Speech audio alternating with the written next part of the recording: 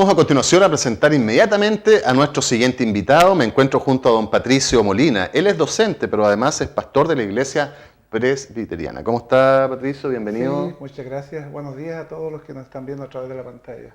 Así es, pues muchas gracias por estar esta mañana junto a nosotros. Y bueno, vamos a conversar acerca de lo que es el tema de la Iglesia, ¿cierto? Y de la fecha que hoy día además se celebra. Porque, ¿qué se celebra hoy, don Patricio?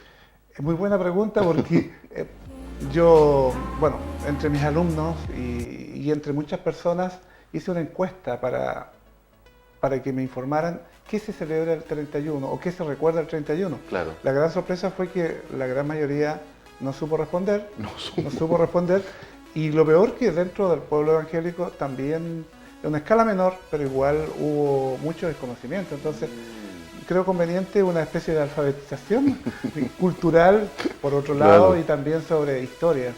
Hoy día, por decreto 142 del 26 de diciembre del 2005, se decretó el 31 de octubre el Día Nacional de las Iglesias Evangélicas Protestantes en Chile.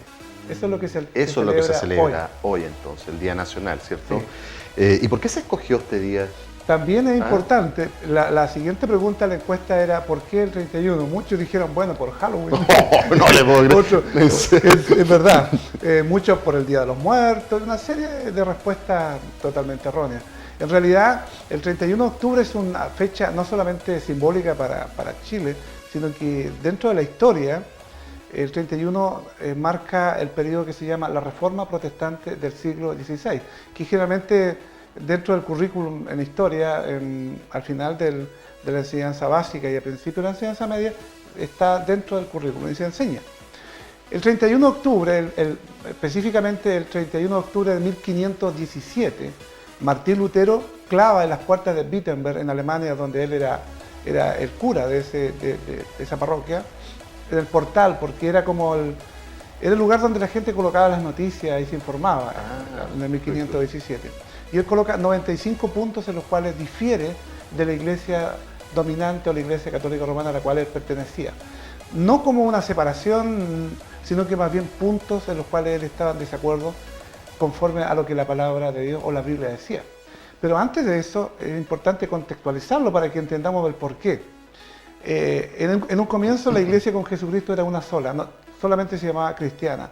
Hasta el año 312 después de Cristo, Constantino, en una batalla decisiva, él ve una señal en el cielo, según él, una cruz que decía en latín, con este signo vencerás. Y él creyó ver allí una revelación de Dios para que se convirtiera en cristiano. Él no era cristiano. Y gana la batalla y decreta a partir del 325 como el cristianismo como la religión oficial del Imperio Romano. Aparentemente fue un triunfo, pero no, porque mucha gente entró a la iglesia por conveniencia, por congraciarse con el emperador, por ganar puestos eclesiásticos, etcétera, etcétera. Al final entró a la iglesia el cristianismo más el paganismo greco-romano, que era la cultura y la religión que en ese tiempo existía. Nace entonces el 325 lo que se llama la Iglesia Católica Apostólica y Romana, que es una mezcla de todo eso. Luego los cristianos más fieles apegados a la Biblia fueron perseguidos y del 1200 en adelante aparecen los precursores de la Reforma, los que prepararon el camino, los que comenzaron a levantar la voz, muchos por la Inquisición fueron acallados, y llega el 31 de octubre cuando Martín Lutero clava esas 95 tesis y definitivamente se instaura la reforma propiamente tal. ¿Qué reforma viene de que la iglesia tenía su forma con Jesucristo, se perdió, se deformó, y lo que hace Lutero es volver a los tiempos de Cristo y la enseñanza para reformar, para volver a darle la forma original, claro. ¿Cierto? Y en base a esa fecha es que se celebra el 31, el Día de las Iglesias Evangélicas y Protestantes. Por eso la fecha entonces, ¿cierto?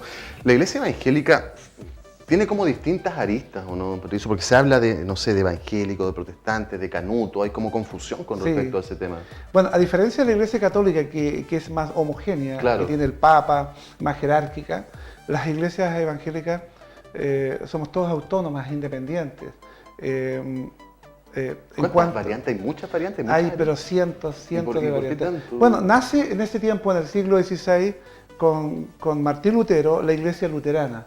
Luego, otro gran reformador fue Juan Calvino. Nace la iglesia presbiteriana, la iglesia reformada, luego la anglicana. Y de cada una de esas vertientes nacen otros subgrupos, la iglesia pentecostal en el 1900 y fracción, etcétera, etcétera. Entonces, la idea es que nosotros como reformados adherimos o nos adscribimos a los principios que Cristo en la Biblia enseñó y que Lutero no hizo otra cosa que desempolvar lo que ya estaba cubierto por tradiciones, costumbres y una serie de cosas, y paganismo, entonces idolatría. Desempolvó Lutero todo eso y no es que haya inventado una religión, sino que él volvió a los orígenes. Ahora, el término evangélico viene de evangelio. El evangelio es descrito como buenas nuevas, buenas noticias. ¿Cuáles son las buenas noticias que entrega la palabra, que es la Biblia? Es Jesucristo perdona pecados y da y ofrece vida eterna. Ese es el evangelio. Por lo tanto, los evangélicos somos los que creemos en esas verdades. El otro era protestante. El término protestante también es un término que se originó pasada la Reforma, en el 1529, cuando en Alemania, donde fue el origen de la Reforma, con Martín Lutero, los cantones o las provincias o las regiones comenzaron a dividirse y a votar. Algunas eran mayoritariamente católicas, otras eran luteranas o protestantes. Entonces, en la Dieta de Spira, en el 1524, se acordó de que los cantones o las regiones católicas no se les permitía a los grupos reformados o evangélicos enseñar allí, pero ellos sí, los católicos, podían enseñar en los cantones reformados o evangélicos. Entonces, ¿qué hicieron 14 príncipes o 14 ahora, llamémosle intendentes? Protestaron. Claro, creemos que no es justo esto, si ustedes quieren venir a enseñar a nuestros cantones, pero no nos permiten a nosotros ir a enseñar a sus regiones o cantones. Entonces, protestaron. Y de ahí aparece el término protestante. Bueno, y finalmente canuto. ¿Es un término despectivo? Es un término peyorativo, despectivo. Pero cuando uno conoce el origen, en realidad no lo es tanto. Más bien es como se dice, porque cuando alguien le dice a uno canuto, no lo está diciendo con cariño ni aprecio, sino que en forma despectiva, peyorativa, despreciativa. El término canuto viene de un ex fraile español que se vino a Chile, específicamente a la zona de los Andes, Juan Canut de Bon. Entonces él vino y después dejó de ser sacerdote, se casó, instaló una empresa y un día en los Andes, en el andén del tren, encuentra un Nuevo Testamento. Y lo comienza a leer y se convierte en evangélico.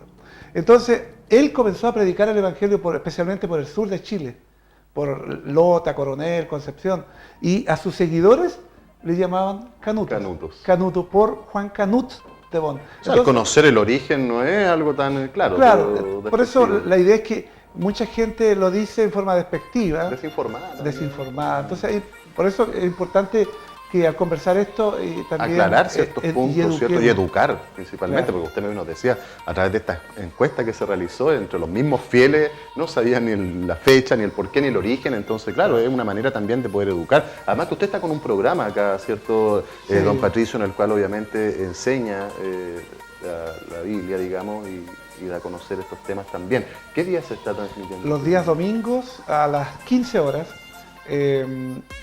Se llama Entre Biblias. Y vamos analizando libro por libro de la Biblia, junto a algunos teólogos invitados que tenemos muy instruidos, muy preparados. Y la idea es justamente eso, preparar a toda la gente, no solamente a los evangélicos. Todos necesitamos de una u otra forma conocer el evangelio ese que transforma, que cambia, que da vida y vida en abundancia. Entonces es importante tratar estos temas dentro de la vorágine informativa que comúnmente existe. Exactamente, y es bastante además, como usted bien decía, educativo. Sí. Así que yo quiero aprovechar las cámaras, esta instancia, para felicitar, ¿cierto?, en la celebración de este día a todos, por supuesto, los fieles, y bueno, y agradecerle también a usted, don Patricio, que ha tenido la amabilidad de venir a compartir esta importante noticia con nosotros acá. Sí, gracias también por la invitación y nosotros preparamos un pequeño corto de un par de minutos donde informamos esto, lo que yo he informado en síntesis, para que me dice la producción que después viene ahora, claro, viene a continuación, como para que ustedes lo puedan ver, y también lo van a encontrar en nuestras redes sociales, en la página en YouTube y en Facebook, Entre Biblias, como para que lo puedan descargar y lo puedan compartir, porque creo que es importante, es necesario educar, informar, educarse. claro, y aclarar muchos términos que lo hemos visto en esta mañana. Así que yo le agradezco este espacio y bueno, un saludo a todo el pueblo cristiano en este día tan significativo, tan especial, y que entendiendo su significado, su trasfondo, su contexto, podamos dar gracias a Dios y sobre todo tomar el texto que tomó Martín Lutero cuando él iba subiendo las escalinatas de rodillas pensando que eso lo iba a librar del purgatorio. Él leyó el texto de Romanos 1:17, mas el justo por la fe vivirá. Así es, pues, don Patricio. Vamos entonces a agradecer su presencia, deseándole que tenga una excelente jornada, y vamos a compartir entonces con nuestro público este corto, ¿cierto? Sí, vamos a ver este corto y de ahí nosotros nos vamos a una pausa comercial. ¿Sabe usted por qué el 31 de octubre se celebra el Día Nacional de las Iglesias Evangélicas Protestantes en Chile? El 31 de octubre de 1517, Martín Lutero, un monje alemán, clava las 95 tesis en las puertas de la iglesia en Wittenberg, Alemania, iniciando con ello la reforma protestante del siglo XVI. Pero veamos por qué se tuvo que volver a darle la forma original a una iglesia deformada. La iglesia en los tiempos de Jesucristo y los apóstoles solo se llamaba cristiana. Hasta el siglo III fue atroz y sistemáticamente perseguida por el Imperio Romano.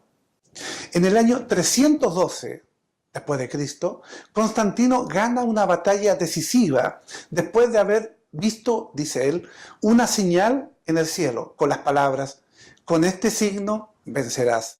Constantino decreta al cristianismo la religión oficial del Imperio Romano y manda a construir templos y a copiar un centenar de Biblias. Dijo haberse convertido en cristiano.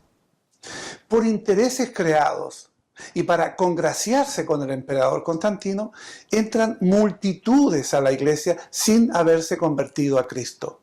Entran hordas de paganos e idólatras creando la iglesia católica, apostólica y romana, que es una mezcla de cristianismo con el paganismo greco-romano. Allí la iglesia perdió su forma, se deformó. Los fieles a la Biblia tuvieron que salir y fueron atrozmente perseguidos, especialmente por el Santo Oficio de la Inquisición. Por el año 1200 en adelante aparecen los primeros precursores de la Reforma: los valdenses, albigenses, Juan Hus, Juan Savonarola, Juan Wycliffe y otros más. Todos ellos muertos por la Inquisición de la Iglesia dominante. Finalmente, cuando la iglesia dominante enseñaba que la salvación era por obras, compraba y vendía puestos eclesiásticos, vendía indulgencias, que eran certificados que la gente compraba para el perdón de sus pecados, y muchas aberraciones más. Y cuando Martín Lutero, fraile alemán, subía las escaleras en Roma de rodillas, cada escalón, según decían, lo liberaba de miles de años del purgatorio. Martín Lutero recuerda un texto bíblico leído anteriormente: mas el justo por la fe vivirá. Avergonzado, se levanta y vuelve a su país para predicar la palabra de Dios.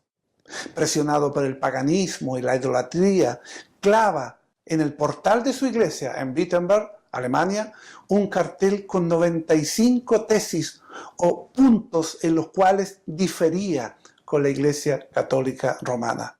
Este hecho marca un punto de inflexión en el mundo. Corre como reguero de pólvora por toda Europa el eslogan de la Reforma: después de las tinieblas, la luz.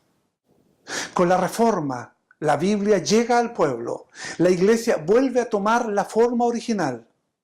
La Iglesia se reforma. La Iglesia proclamó 5 puntos fundamentales que creemos: solo la Biblia, solo la fe, Solo Cristo, solo la gracia y solo la gloria de Dios.